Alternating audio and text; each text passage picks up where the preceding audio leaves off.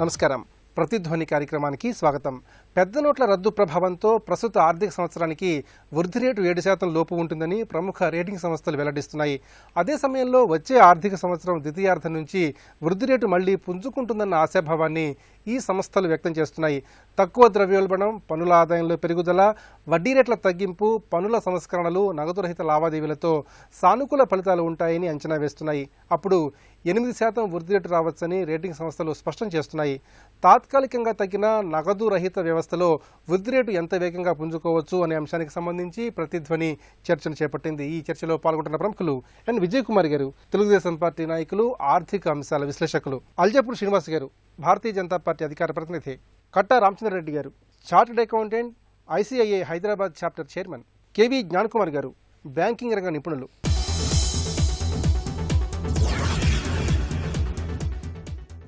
విజయ్ కుమార్ గారు, పెద్ద నోట్ల రద్దు ప్రభావంతో ప్రస్తుత ఆర్థిక సంవత్సరంలో వృద్ధి రేటు 7% లోపు ఉంటుందని ఆర్థిక సంస్థలు అలాగే ప్రముఖ రేటింగ్ సంస్థలు అంచనా వేస్తున్నాయి. మరి ప్రారంభంలో మందగమనంలో ఉన్న వచ్చే ఆర్థిక సంవత్సరానికి ఏ విధంగా పుంజుకునే అవకాశం ఉంది? డిసెంబర్, జనవరి, మేబీ కొంతవరకు ఫిబ్రవరి దాకా కూడా కొంతవరకు ఈ ఆర్థిక మందగమనం ఉంటుంది. ఉండదు అని మనకు అనుకోకూడదు. ఎందుకంటే మనీ ఫ్లో అనేది తక్కువ ఉంది కాబట్టి ఖచ్చితంగా ఆర్థిక మందగమనం ఉంటుంది. కాకపోతే ఈ రోజు మనం బ్యాంకింగ్ అని చూసుకుంటే దాదాపు 100% CRR RBI తీసుకున్న తర్వాత కూడా ₹1,50,000 కోట్ల లిక్విడిటీ ఈ రోజు బ్యాంకుల దగ్గర ఉంది. ఇంకా ఒక 2-3 లక్షల కోట్ల రూపాయలు బ్యాంకింగ్ సిస్టంలోకి రావాల్సి ఉంది. ఇది కాకుండా మొత్తం నవంబర్ 8 నాటికి సర్క్యులేషన్లో ఉన్న 500, ₹1,000 నోటు దాదాపు 15,60,000 కోట్లు. దాంట్లో కనీసం ఒక 3 లక్షల కోట్ల వరకు రాకుండా ఆగిపోతుంది. అది బ్లాక్ మనీ కావచ్చు, అన్అకౌంటెడ్ మనీ అని, నాన్ ట్యాక్స్ పెయిడ్ మనీ ఏదైనా సరే ఆగిపోతుంది అని అంచనా. ఈ 3 లక్షల కోట్లు గవర్నమెంట్కి RBI డివిడెండ్ ద్వారా తీసుకుంటుంది అని ఇప్పటి అంచనా. సో తీసుకున్న తర్వాత గవర్నమెంట్ వివిధ ఇన్ఫ్రాస్ట్రక్చర్ స్కీమ్స్లో దాన్ని క్యాపిటల్గా పెడుతుంది. దేశంలోని వివిధ ప్రాంతాల్లో ఇన్ఫ్రాస్ట్రక్చర్కి మళ్లించాలి అని ప్రస్తుతం ఉన్న ప్లాన్. సో ఒక్కసారిగా మీరు ఊహించండి, మన central government budget 20 lakh crores అన్నప్పుడు మనం ప్రతి సంవత్సరం ₹5,30,00,000 వరకు బాండ్ ద్వారా తీసుకున్నాం.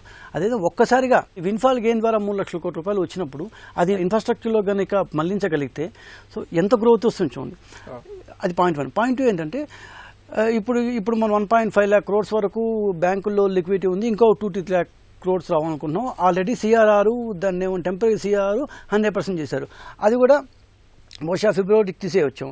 సో బ్యాంకుల దగ్గర ఫ్లష్ ఆఫ్ మనీ ఉంటుంది. సో ఇంత మనీ ఉన్నప్పుడు ఖచ్చితంగా లెండింగ్ అనేది ఎక్కువ కావాలి. బికాజ్ బ్యాంకులు డిపాజిట్లు వాళ్ళకి వచ్చి దీని ద్వారానే కదా వాళ్ళు వ్యాపారం చేసేది. సో ఎల్లుండి జరిగే బ్యాంకింగ్ మన RBI యొక్క సమావేశంలో రెపో రేట్ని ప్రస్తుతం ఉన్న 6.25 నుంచి మినిమం 0.5%, మ్యాక్సిమం 0.5% తగ్గించే అవకాశం ఉన్నాయని అంచనా. అంటే రెపో రేటు 5.75%కి రావచ్చు, లేదంటే కనీసం 6%కి రావచ్చు. సో ఎంత వస్తే బ్యాంకులు ఖచ్చితంగా అంతా కూడా కన్జ్యూమర్స్కి పాస్ ఆన్ చేయాలి. కనీసం ఒక 5-6 లక్షల కోట్ల రూపాయల డిపాజిట్లు బ్యాంకుల దగ్గర ఉన్నప్పుడు లెండింగ్ రేట్ అనేది ఆటోమేటిక్ పెరుగుతుంది.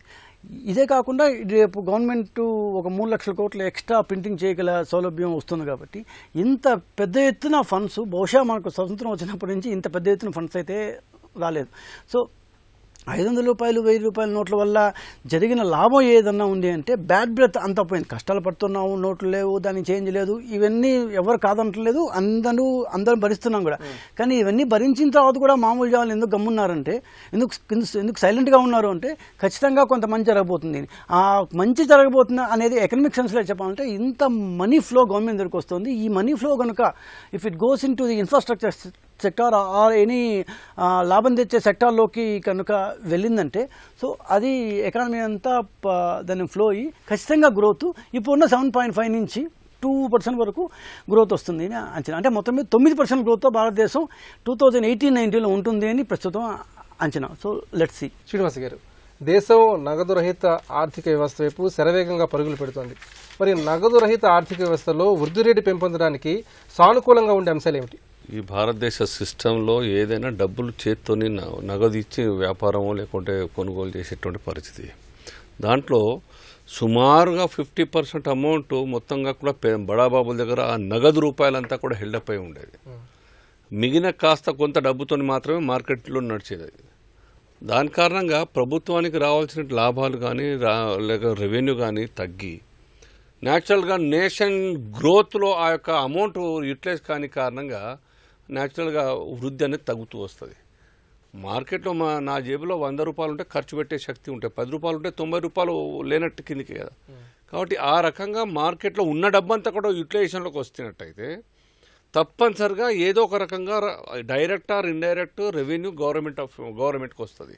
దానివల్ల న్యాచురల్గా ఉపాధి అవకాశాలు పెరుగుతాయి, ఇన్ఫ్రాస్ట్రక్చర్ డెవలప్మెంట్ కావచ్చు, లేకుంటే అనేక రంగాల యొక్క డెవలప్మెంట్ కోసం గవర్నమెంట్ తరఫున ఇన్వెస్ట్మెంట్ చేయడం ద్వారా డెఫినెట్గా డెవలప్గానే అవుతాయి, వృద్ధి పెరుగుతూ వస్తున్నది.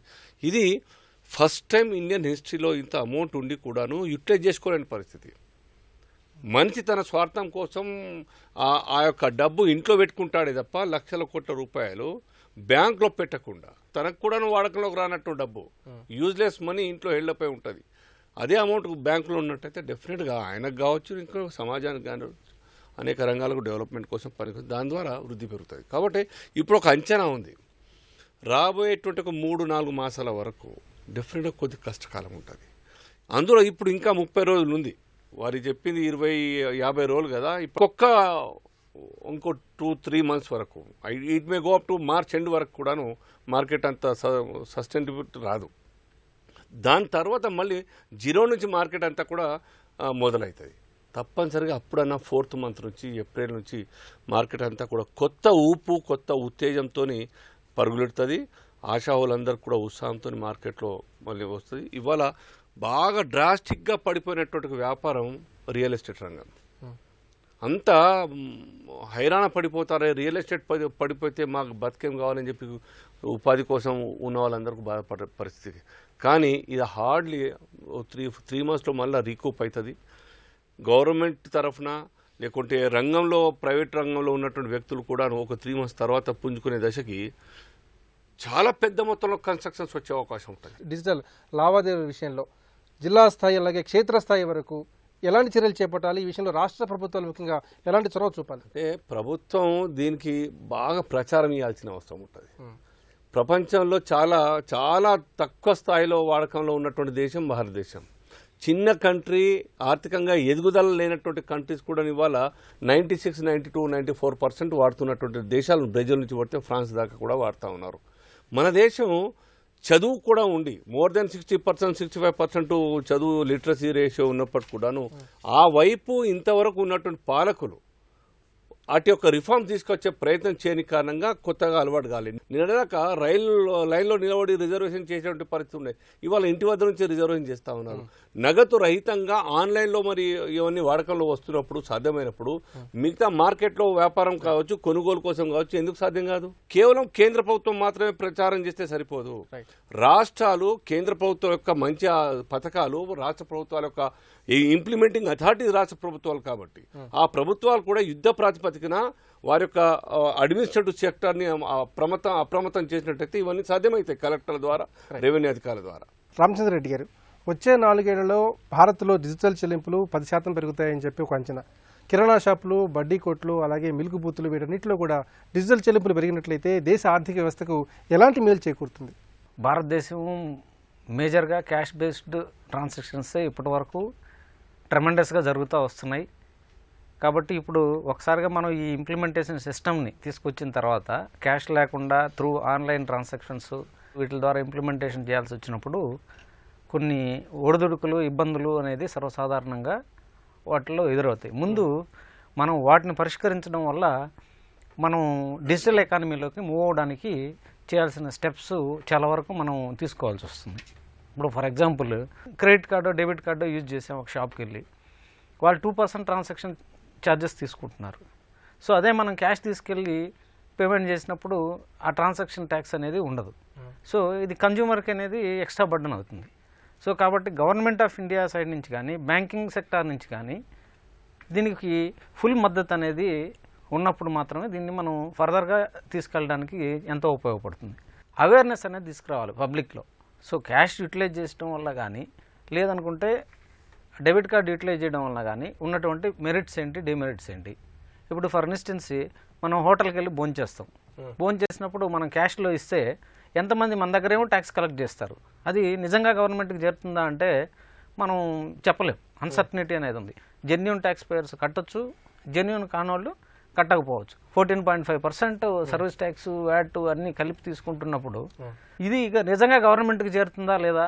మనం డిజిటలైజ్డ్కి మూవ్ అవడం వల్ల ఏమవుతుంది అంటే మనం తిన్నటువంటి ఆహారం మీద మనం కట్టిన ట్యాక్స్ గవర్నమెంట్కి రియల్గా చేరేదానికి అవకాశం ఉంది. ఇట్లా మెరిట్స్ డిమెరిట్స్ రెండు అనలైజ్ చేసి ఈ డిజిటల్ ఎకానమీలోకి ముందుకు తీసుకెళ్ళాలి అంటే దానికి కావాల్సినటువంటి మిషన్స్ ఏదైతే ఎలక్ట్రానిక్ మిషన్స్ ఏదైతే ఉన్నాయో వాటిని మన దగ్గర ఇమీడియట్ నీడ్లో ఉంటే మనం వాటిని సప్లై చేయడం, లేదనుకుంటే ఇంపోర్ట్ చేసైనా ఇమీడియట్గా అన్ని ఏరియాస్లో, అంటే టోల్ గేట్ సిస్టమ్ దగ్గర కానీ, పెట్రోల్ పంప్స్ కానీ, లేదనుకుంటే మీరు చెప్పినట్టు బట్టి కొట్టు, టీ కొట్టుల దాకా వెళ్ళాలంటే కొంత టైం పడుతుంది. బట్ అట్లీస్ట్ మేజర్ సెక్టార్లో వేర్ క్యాష్ ఫ్లో ఎక్కడైతే ఉంటుందో ఆ ఏరియాస్ అన్నిటిలో కూడా ఈ మిషనరీస్ మనం వాళ్ళకి సప్లై చేయడం వల్ల మనం డిజిటల్ ఎకానమీ వైపు మూవ్ అయ్యేదానికి అవకాశం ఉంది. డెఫినెట్గా డిజిటల్ ఎకానమీకి మూవ్ అయితే గవర్నమెంట్కి ఖచ్చితంగా ఏంటంటే బెనిఫిట్ అయితే ఉంటుంది. ఎందుకంటే మనకి recorded transaction, evidence of the transaction అనేది మనకు క్లియర్గా అక్కడ ఉంటుంది. కాబట్టి మనం డిజిటల్ ఎకానమీకి మూవ్ అవ్వాలంటే ఈ ప్రాసెస్లో ఉన్నటువంటి అవేర్నెస్ అయితే ఏమి, ఎక్విప్మెంట్ మనం ప్రొడ్యూస్ చేయడం అయితే ఏమి, ట్రాన్సాక్షన్ ట్యాక్సెస్ తగ్గించడం అయితే ఏమి, బ్యాంక్స్ ఫుల్ ఫ్లెడ్జ్డ్గా సపోర్ట్ చేయడం ద్వారా ఈ క్యాష్లెస్ ట్రాన్సాక్షన్స్ ఆల్ అకౌంట్ హోల్డర్స్కి ప్రాంప్ట్గా ఇన్ టైం వాళ్ళకి debit cards, credit cards issue చేయడం ద్వారా అయితే ఏమి, అవేర్నెస్ తీసుకురావడం వల్ల క్యాష్ క్యారీ చేయాలి. ఇప్పుడు మనం ఒక 20,000 పాకెట్లో పెట్టి తీసుకెళ్లేదానికంటే త్రూ కార్డ్ ద్వారా తీసుకెళ్తే ఉన్నటువంటి సెక్యూరిటీస్, వాటి వల్ల మెరిట్స్, ఇవన్నీ కూడా ఏంటంటే ఈ అవేర్నెస్ క్రియేట్ చేయడం వల్ల కూడా డిజిటల్ ఎకానమీ వైపు మనం మూవ్ అయ్యేదానికి ఎక్కువ అవకాశాలు ఉన్నాయి. జ్ఞాన్ కుమార్ గారు, మార్కెట్లో నగదు కొరత వల్ల వాణిజ్య వ్యాపార రంగాలు మందగమనంలో కొనసాగుతున్నాయి. మరోవైపు చూసినట్లయితే బ్యాంకుల్లోకి నగదు విపరీతంగా పుష్కలంగా వచ్చేరింది. ఈ పరిస్థితుల్లో ఆర్బీఐ వడ్డీ రేట్లు తగ్గిస్తే ఆ ప్రభావం మొత్తం ఆర్థిక వ్యవస్థపై ఏ విధంగా ఉంటుందంటారు? ఈ వడ్డీ రేట్లు కనుక తగ్గించినట్లయితే లెండబుల్ ఫండ్స్ ఎక్కువ అవుతాయి బ్యాంకులో. కాబట్టి ఇప్పటికే ఆల్రెడీ చాలా ఫండ్స్ మన దగ్గరకు వచ్చినాయి బ్యాంకుల్లో. కాబట్టి అసెట్ లయబిలిటీ మేనేజ్మెంట్ అన్నటువంటిది కొంచెం దెబ్బతింటుంది బ్యాంక్స్కి. అందుకని ఈ అసెట్ లయబిలిటీ మేనేజ్మెంట్ కరెక్ట్గా మేనేజ్ చేయాలి అంటే డెఫినెట్గా లోన్స్ పోర్ట్ఫోలియో ఇంప్రూవ్ చేయాల్సిందే. ఎందుకంటే ఇప్పుడు ఎన్పిఎస్ ఎక్కువైతున్నాయి అనేసి లోన్స్ కూడా చాలా బ్యాంకుల్లో చాలా తక్కువ చేయడం జరిగింది ఇప్పుడు. అయితే ఇప్పుడు ఆ విధంగా కాకుండా ఇప్పుడు ఈ డిమానిటైజేషన్ అన్నది ఒక బ్లెస్సింగ్ ఇన్ డిస్గైజ్ లాగా తీసుకొని ఇప్పుడు మళ్ళీ లోన్స్ పోర్ట్ఫోలియో ఇంక్రీజ్ చేసుకోవడానికి అవకాశం ఉంది. ఎందుకంటే ఇప్పుడు లెండబుల్ ఫండ్స్ ఎక్కువ ఉన్నాయి కాబట్టి ఇప్పుడు గవర్నమెంట్ స్కీమ్స్, ఇప్పుడు CGTSME ఉంది, credit guarantee trust fund scheme for micro and small enterprise, అందులో 1 crore దాకా వితౌట్ సెక్యూరిటీ ఇవ్వచ్చు. సో అట్లాగే ఇప్పుడు గవర్నమెంట్ స్కీమ్స్లో ఇంకా PMEGP అని, prime minister employment generation programme అని, దీంట్లో కూడా 25 lakhs దాకా ఇవ్వచ్చు. సో ఇటువంటి అవకాశాలన్నీ కూడా ఇప్పుడు ఇది ఒక లోన్స్ పోర్ట్ఫోలియో ఇంక్రీజ్ చేసుకొని ప్రాఫిటబిలిటీ పెంచుకోవడానికి అవకాశం ఉంది. లేకపోతే ఏంటంటే డిపాజిట్స్ ఎక్కువైపోయి లోన్స్ తక్కువైతే బ్యాంకులు కూడా మళ్ళీ లాస్లోకి వస్తాయి. సో ఈ పరిస్థితిని అధిగమించాలంటే ముఖ్యంగా రీపో రేట్ తగ్గించాల్సిన అవసరం ఉంది, అవకాశం కూడా ఉంది. తగ్గిస్తారు తప్పకుండా 0.25% కానీ కనీసం.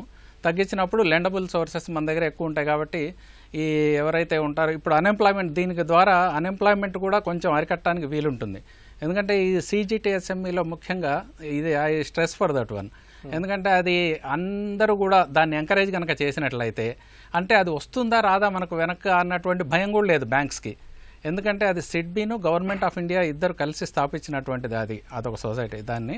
సో దాని ద్వారా ఎవరికైనా ఏ బ్యాంకులో అయినా రీపేమెంట్స్ రాకపోయినప్పటికీ 75% to 85% రీఎంబర్స్మెంట్ వాళ్ళకి వస్తుంది బ్యాంక్స్కి, if they don't take any collateral security. అయితే ప్రస్తుతం అందరి దృష్టి నగదు రహిత ఆర్థిక వ్యవస్థ వైపు ఉంది. ముఖ్యంగా ఎలక్ట్రానిక్ చెల్లింపుల విషయంలో, అలాగే కార్ల వినియోగ విషయంలో బ్యాంకులు వినియోగదారులకు ఎలాంటి శిక్షణ, అవగాహన కల్పించాలి? దీంట్లో 3 రకాలైనటువంటి స్టేజెస్ ఉన్నాయి. ఒకటేమో ప్రోడక్ట్ వైజ్, రెండోది ఇన్ఫ్రాస్ట్రక్చర్, మూడోది యాటిట్యూడ్. ప్రోడక్ట్ వైజ్ మనకి ఏం తక్కువ లేవు, ఎందుకంటే ప్రతి బ్యాంకు వాళ్ళకి సంబంధించినటువంటి ప్రోడక్ట్స్ చాలా ఉన్నాయి. అంటే ఇప్పుడు RTGS నెఫ్ట్ అన్నటువంటిది మెయిన్గా ఫండ్స్ ట్రాన్స్ఫర్కే కదా మనది, ఏదైనా సరే డిజిటల్ ట్రాన్స్ఫర్ అన్న ఏదైనా సరే అవి ఉన్నాయి. అవి కాకుండా మామూలుగా IMPS ద్వారా ట్రాన్స్ఫర్ చేయొచ్చు, మొబైల్ బ్యాంకింగ్ ద్వారా ట్రాన్స్ఫర్ చేయొచ్చు. ఇంకోటి కొత్త UPI అని పెట్టాడు, యూనిఫైడ్ పేమెంట్ సర్వీస్ అని, అదొకటి ఉంది. సో ఇటువంటి వాటి ద్వారా ఇంకా అందరికీ అందజేయచ్చు. ప్రోడక్ట్స్ చాలా ఉన్నాయి. ఇవి గవర్నమెంట్ అంటే ఇవి పబ్లిక్ సెక్టార్ తయారు చేసినటువంటివి. ఇవి కాకుండా ప్రైవేటు కూడా పేటీఎంలు ఇట్లాంటివన్నీ కూడా చాలా ఉన్నాయి ఇప్పుడు. దాని ద్వారా కూడా చేయొచ్చు. అట్లాగే టీ కొట్టు దగ్గర కూడా అట్లనే పెట్టింది. అది వాస్తవం కాదో కానీ but that is good idea. ఒకవేళ ఇప్పటిదాకా ఎవరైనా పెట్టకపోయినా అట్లా పెట్టుకోవచ్చు. సో దాని ద్వారా మొబైల్ ఇట్లా పెట్టంగా బార్ కోడ్ ద్వారా అందులో సెక్యూరిటీ కూడా ఉంది. సో ఇటువంటి వాటి ద్వారా రెండోది ఏంటంటే ఇన్ఫ్రాస్ట్రక్చర్ కావాల్సింది ఏంటంటే ఇంటర్నెట్ ఒకటి కావాలి, మొబైల్ ఒకటి కావాలి. మొబైల్ ఇవాళ రేపు అందరి దగ్గర ఉంది. కాకపోతే మొబైల్లో ఏంటంటే ఇప్పుడు కొంచెం స్మార్ట్ ఫోన్ లేకుండా కూడా కొన్నిట్లో మనకు సర్వీసెస్ దొరుకుతున్నాయి. ఇప్పుడు యూఎస్ఎస్డి అని కొన్ని బ్యాంకుల్లో ఉంది, అన్స్ట్రక్చర్డ్ సర్వీసెస్ కోసం కొంచెం పెట్టారు అట్లా. మూడోదేమో యాటిట్యూడ్, ఇందాక సార్ కూడా చెప్పారు, అవేర్నెస్ క్రియేట్ చేయాలి. అవేర్నెస్ క్రియేట్ చేయడం అంటే ఇది వారు అన్నట్టు కేంద్ర ప్రభుత్వం ఒక్కళ్ళు చేస్తే అయ్యేది కాదు. ఇది should emanate from the public. అందరిలో కూడా అది రావాలి. బ్యాంక్స్లో అయితే స్టాఫ్ని కదిలించేటట్లేదు, ఎందుకంటే వాళ్ళు పాపం చాలా టైట్గా ఉన్నారు. Around 14 hours they are working. కాబట్టి నెక్స్ట్ మంత్ నుంచి మేబీ కొంచెం ఫ్రీ అయితే వాళ్ళ మార్కెటింగ్ టీమ్ని ఇప్పుడు వాళ్ళు కూడా మార్కెట్ చేసుకోవడానికి అవకాశం ఉంది. మా బ్యాంకులో ఈ ప్రోడక్ట్స్ ఉన్నాయి అని చెప్పుకోవడానికి వాళ్ళకు కూడా ఒక మార్కెటింగ్ అవకాశం ఉంటుంది. ముఖ్యంగా రూరల్ సెమీ అర్బన్కి పంపించవచ్చు, ఎందుకంటే సిటీ అర్బన్లో ఆల్మోస్ట్ చాలా మంది వాడుతున్నారు. More than 60% they are using it. Vijay Kumar garu, నల్లధనాన్ని నిరోధించాలంటే పన్నుల విధానంలో సంస్కరణలు రావాల్సిన అవసరం ఉందని నీతి ఆయోగ్ ఉపాధ్యక్షుడు అరవింద్ పనిగాడియా చెప్తున్నారు. మరి ఈ పన్నుల విధానంలో ఎలాంటి కీలకమైన సంస్కరణలు తీసుకురావాల్సిన అవసరం ఉంది? బ్లాక్ మనీ అంటే బేసిక్గా ట్యాక్స్ కట్టని మనీ, స్థూలంగా అనుకోవచ్చు. ఇంకా చాలా రకాలు వచ్చాం. స్థూలంగా ట్యాక్స్ కట్టని మనీ. భారతదేశంలో బాగా ట్యాక్స్ కట్టని మనీ వచ్చేది అందరికీ తెలిసినట్టే రియల్ ఎస్టేట్. స్టాంపు డ్యూటీని మనం తగ్గించాలి, దాన్ని రెగ్యులేట్ చేయాలి. గవర్నమెంట్ ప్రాపర్టీ ప్రైసెస్కి మార్కెట్ ప్రైసెస్కి ఉన్న తేడాని బ్యాంకుల నుంచి లోన్ తీసుకునే వాళ్ళు తప్పించి మిగతా ఎవరు పాటించడం లేదు. సో అందరూ తెలిసే చేస్తున్నారు. సో అది ఫస్ట్ పాయింట్. స్టాంప్ డ్యూటీని ఖచ్చితంగా రెగ్యులేట్ చేయకపోతే మనం ఎన్ని ప్రయత్నాలు చేసినా ఒక దండగే. సెకండ్ వచ్చి క్యాపిటల్ గెయిన్స్ ట్యాక్స్. ఇప్పుడు షేర్ మార్కెట్లో ఒక షేర్ని 2 సంవత్సరాల తర్వాత అమ్మితే మనకు ట్యాక్స్ లేదు అన్నప్పుడు అదే ఇది ఎందుకు అసలు రియల్ ఎస్టేట్కి అప్లై కాదు? ఎందుకు అసలు real estate capital gains tax ఉండాలి? దాన్ని మనం చూడాల్సింది. మూడోది బినామీ చట్టం. ఇందాక మనం అన్నట్టు రియల్ ఎస్టేట్లో పూర్తి నాన్ ట్యాక్స్ మనీ ఉందంటే సగం కాదు, 70% ఆఫ్ ది ల్యాండ్ బినామీల కిందే ఉంది. సో బినామీ చట్టాన్ని కొంతవరకు మార్చారు మనం. దానికి ఇంకా కోర్లు పెట్టి ఖచ్చితంగా బినామీలు మనం మీద పడకపోతే, కేవలం బ్లాక్ మనీ అంటే నగదు మీద మాత్రమే లేదు అని మనం ఒక 1.5 month నుంచి మాట్లాడుకుంటున్నాం ఇది వచ్చినప్పటి నుంచి. మరి ఇంకెక్కడుంది? ల్యాండ్లో ఉంది. సో ఆ ల్యాండ్ని ఎట్లా మనం అటాక్ చేయాలి కదా. 4 GST. సువిశాలమైన భారతదేశంలో ఇన్ఫార్మల్ సెక్టార్లో జరిగే దాదాపు 70-80% ట్రాన్సాక్షన్ని మనం బ్యాంకబుల్ ట్రాన్సాక్షన్గా మార్చకపోతే, అది డైరెక్ట్ ట్యాక్సెస్ కావచ్చు, ఇండైరెక్ట్ ట్యాక్సెస్ కావచ్చు, ఏదైనా కావచ్చు. సో దాంట్లోకి మనం మార్చకపోతే, సో జిఎస్టీ మనం పూర్తి స్థాయిలో అమలు చేయకపోతే మనం ఇట్లాంటి ఇనిషియేటివ్స్ ఎన్ని తీసుకున్నా కూడా దండగే. ఫోర్త్ ఏమంటే ఇవన్నీ చేయాలి అంటే ఖచ్చితంగా ఆప్టిక్ ఫైబర్ కేబుల్ కావాలి. మనం ఇంతసేపు మనం దాన్ని ఏమన్నా డిజిటలీకరణ అన్నాం. డిజిటలీకరణ కావాలంటే ఇంటర్నెట్ కావాలి, ఇంటర్నెట్ కావాలంటే ఆప్టిక్ ఫైబర్ కావాలి. అది చీప్గా వస్తేనే అందరూ వాడతారు. ఆంధ్రప్రదేశ్ ప్రభుత్వం 149 రూపాయలకి ఇస్తూ ఉంటుంది. నాకు తెలిసి ఏ స్టేట్ గవర్నమెంట్ ఇంతవరకు ఆ మాట చెప్పలేదు. ఈ December 30 తర్వాత ఈ ఇనిషియేటివ్స్ అన్ని కనుక మనం తీసుకోగలిగితే మేబీ 100% అని చెప్పలేని కొంతవరకు కన్నా మనం ఈ బ్లాక్ మనీని అరికట్టగలం. శ్రీనివాస్ గారు, పెద్ద నోట్ల రద్దుతో దేశంలో అవినీతి గణనీయంగా తగ్గిపోతుంది. దీంతో ప్రభుత్వానికి కూడా ఆదాయం పెరుగుతుంది. మరి మొత్తంగా చూసినట్లయితే ఈ పెద్ద నోట్ల రద్దు నిర్ణయం వల్ల ప్రజలకు ఎలాంటి స్పష్టమైన ప్రయోజనాలు చేకూరుతాయి? చాలా పెద్ద మొత్తంలో పేద ప్రజలకు కానీ యావత్ దేశానికి మొత్తం కానీ ఈ యొక్క నోట్ల రద్దు కారణంగా లాభం జరగబోయే పరిస్థితి.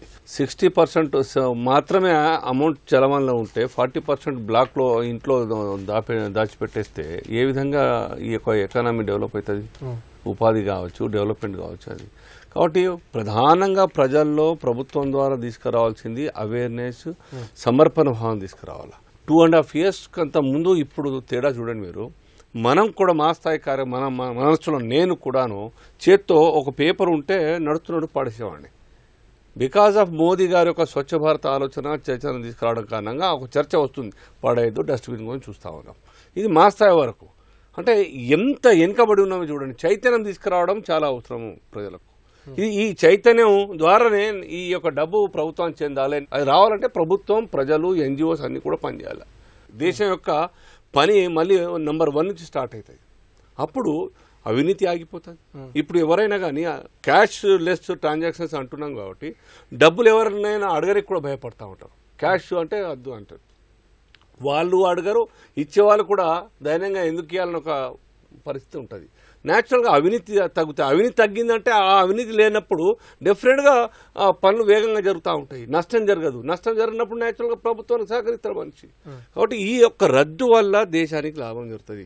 రద్దు తర్వాత ఈ బ్యాంకులో జమైన డబ్బంతా కూడా వైట్ అవుతున్నప్పుడు వారు చెప్పినట్టు ఇంతకు ముందుగా ఈ యొక్క అమౌంట్ అంతా కూడా యూటిలైజేషన్కి వస్తున్నప్పుడు లేని పని డెవలప్మెంట్ కోసం పెట్టుకోవాల్సి వస్తాయి.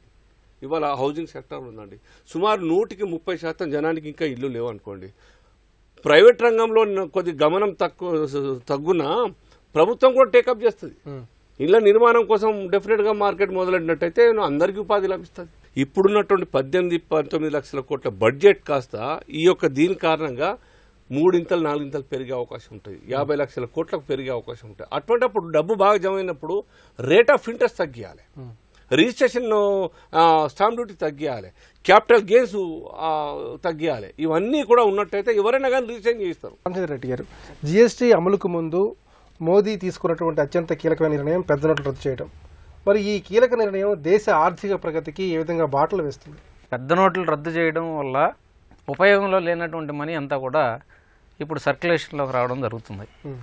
ఇప్పుడు బ్యాగులు గన్ని బ్యాగులు గట్టి ఇంట్లో పెట్టుకుంటే దానివల్ల ఏమైనా ఆదాయం ఉంటుందా అంటే గవర్నమెంట్కి ఆదాయం ఉండదు, ఇటు పబ్లిక్కి ఆదాయం ఉండదు, అది నిరుపయోగంగానే ఉంటుంది. సో అది ఎప్పుడైతే సర్క్యులేషన్లోకి వస్తుందో దాన్ని మనం కంట్రీ డెవలప్మెంట్కి యూటిలైజ్ చేయొచ్చు. బట్ ఈ నోట్ల రద్దుకి జిఎస్టీకి రెండింటికి మధ్య మనం కంపారిజన్ చేసినప్పుడు నోట్ల రద్దు అనేది ఇది నల్లధనంలో అరికట్టడంలో ఒక స్టెప్ మాత్రమే. నల్లధనాన్ని అరికట్టాలి అంటే దానికి చాలా స్టెప్స్ తీసుకోవాల్సినవి ఉన్నాయి. ఆ స్టెప్స్, ఆ మెజర్స్ అన్నీ కూడా ఒక నిపుణుల కమిటీ వేసి ఆ నిపుణుల కమిటీ ద్వారా ఏమేమి చేస్తే నల్లధనాన్ని అరికట్టవచ్చు అనేది ఒక ప్రణాళిక తయారు చేసి ప్రణాళిక పరంగా ఇంప్లిమెంటేషన్ చేసినప్పుడు నల్లధనాన్ని అరికట్టడం అనేది జరుగుతుంది. GST is a separate topic. ఎందుకు జిఎస్టీ సపరేట్ టాపిక్ అంటే ఇది పన్నులు మనం రికవరీ చేసేటటువంటి ప్రాసెస్. ఇంతకుముందు మనం ఏదైతే అడాప్ట్ చేస్తున్నామో ఆ ప్రాసెస్లో ఉన్నటువంటి various tax systems, professional tax కానీ, వ్యాట్ కానీ, సిఎస్టీ కానీ, సర్వీస్ ట్యాక్స్ కానీ, ఇట్లా రకరకాల ట్యాక్స్లు ఒకే వస్తువు మీద రకరకాలుగా మనం వేయడం వల్ల అది కన్జ్యూమర్కి బర్డన్ అవుతుంది. రెండోది అడ్మినిస్ట్రేషన్ డిఫికల్టీ అవుతుంది. కాబట్టి government has taken this GST implementation ద్వారా మనం పన్నులను సరళీకృతం చేసి ఒకే ట్యాక్స్ సిస్టమ్కి తీసుకొస్తాము అనేది ఇంప్లిమెంట్ చేసింది. జ్ఞాన్ కుమార్ గారు, వృద్ధి రేటు పెరగాలంటే ముఖ్యంగా విద్య, వైద్యం, మౌలిక రంగాలపై ఏ స్థాయిలో పెట్టుబడులు పెట్టాలి, అలాగే పేదరిక నిర్మూలన, ఉపాధి, అభివృద్ధి సంక్షేమ కార్యక్రమాలపై ఏ విధంగా దృష్టి సారించాలి? ఇప్పుడు ఈ రిపో రేటు ఒకవేళ కనుక తగ్గించినట్టయితే డెఫినెట్గా ఇండస్ట్రీ మళ్ళీ పుంజుకుంటుంది. ఈ రంగాలు ఇప్పుడు మీరు చెప్పినటువంటి వైద్య, విద్య ఇవన్నీ కూడా డెఫినెట్గా ఇవన్నీ ముందుకు పోతాయి. ఎందుకంటే ఇప్పుడు ఏంటంటే ఇది చేంజ్ మేనేజ్మెంట్ ప్రాసెస్, ఇప్పుడు ట్రాన్సిషన్ పీరియడ్. ఈ సర్ప్లస్ ఫండ్స్ శ్రీనివాస్ గారు చెప్పినట్టు గవర్నమెంట్ తరఫున ఇల్లు కట్టించాలి అన్నప్పుడు మళ్ళీ లేబర్ ఎక్కువైతారు, వాళ్ళకు ఒక ఉపాధి కలుగుతుంది. మళ్ళీ మనం ఉన్నటువంటి ఆ చైన్ ఏదైతే లూజ్ అయినాం మనము, దట్ కెన్ బి రిస్టోర్డ్, మళ్ళీ we can retrieve the last ground. So ఆ విధంగా మనకు ప్లస్ ఇంకోటి ఏంటంటే ఇది పబ్లిక్లోకి ఎప్పుడైతే గట్టిగా తీసుకోపోగలమో అప్పుడే ఇది సక్సెస్ అవుతుంది. బిజినెస్ కరస్పాండెంట్స్ అని అపాయింట్ చేశారు చాలా బ్యాంక్స్లో, వాళ్ళకి అవేర్నెస్ క్రియేట్ చేయటం, వాళ్ళకి ఒక బయోమెట్రిక్స్ మిషన్ ఇచ్చేసి వాళ్ళకి క్యాష్ కడితే తీసుకోవటం, లేకపోతే క్యాష్ కావాలంటే ఇవ్వటం, ఈవేళ ముద్ర వేసుకొని బయోమెట్రిక్ సిస్టమ్. సో దాని ద్వారా వాళ్ళకి అవేర్నెస్ క్రియేట్ చేయొచ్చు. ఆ పిఓఎస్ మిషన్స్ అట్లాంటి చిన్న చిన్న షాప్స్లో పెడితే ఇవి డెఫినెట్గా దాని ద్వారా మళ్ళీ మన అన్ని రంగాలు పుంజుకునే అవకాశం ఉంది. ఆర్థిక వృద్ధిపై పెద్ద నోట్ల రద్దు ప్రభావం తాత్కాలికంగా ప్రతికూలంగా ఉన్న దీర్ఘకాలంలో ఉత్తమ ఫలితాలు ఉంటాయని ఆర్థిక నిపుణులు అంచనా వేస్తున్నారు. దేశంలో అవినీతి తగ్గడం, డిజిటల్ చెల్లింపులు పెరగడంతో మార్కెట్ సరికొత్తగా పుంజుకుంటుందని చెబుతున్నారు. దేశ ఆర్థిక వ్యవస్థకు, ప్రజలకు మంచి రోజులు రాబోతున్నాయి అంటున్నారు. ఇది నేటి ప్రసిద్ధి. నమస్కారం.